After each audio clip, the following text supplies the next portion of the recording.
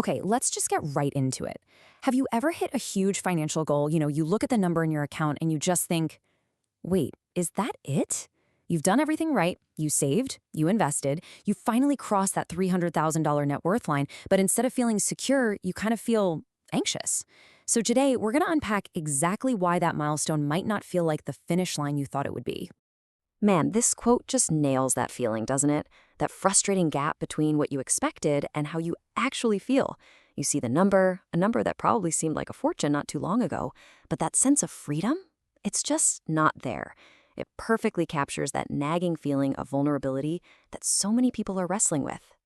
And that's really the core question we're tackling today, because this isn't just a feeling in your head, it's a real reflection of some fundamental shifts in our economy. The value of our money, and even the nature of our assets, they've all changed. So let's break down the two key reasons why the financial math just doesn't seem to add up like it used to.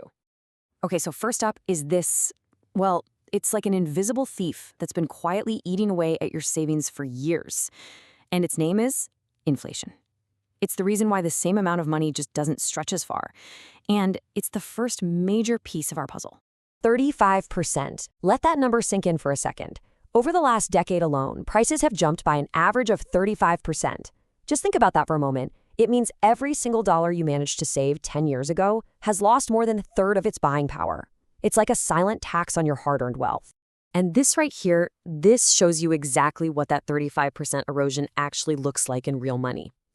To have the same spending power that $221,000 gave you a decade ago, you now need $300,000.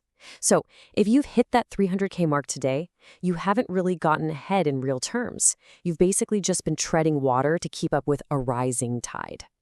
But hold on, it's not just about how much your money is worth. It's also about where that money is sitting. And this brings us to the second and, honestly, equally crucial piece of this whole puzzle. Now, this chart tells a huge part of the story. For the median household, just look at this. A staggering 68% of their net worth isn't in stocks or sitting in a savings account. Nope, it's tied up in the value of their house. And while that's great for building wealth long-term, it creates a very specific kind of financial pressure day to day. So here's the catch, and it's a big one. It's this difference between paper wealth and actual spendable cash. Your home's value might be through the roof, which is great, but you can't exactly use a piece of your living room to pay for groceries or fix the car when it breaks down. That wealth is what we call illiquid. It's locked up. And, this whole situation actually has a name: house rich, cash moderate. It's that exact feeling of having a lot of assets on paper, but not really having enough cash on hand to feel safe from, life's unexpected curveballs. This is pretty much the great paradox of the modern middle class. All right, so let's put these two powerful forces together now.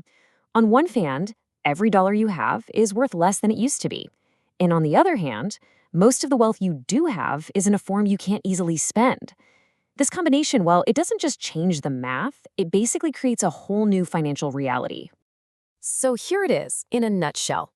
This is what we're calling the new financial squeeze.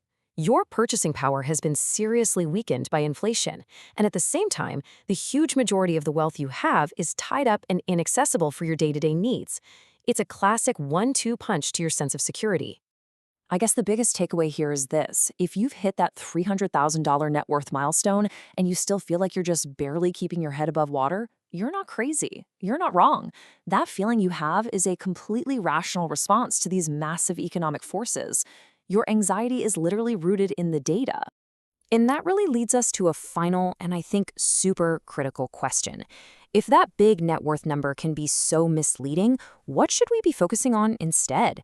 Maybe true financial security isn't about hitting one giant number, but more about building things like liquidity, having steady cash flow, and just overall financial resilience. It's definitely something to think about.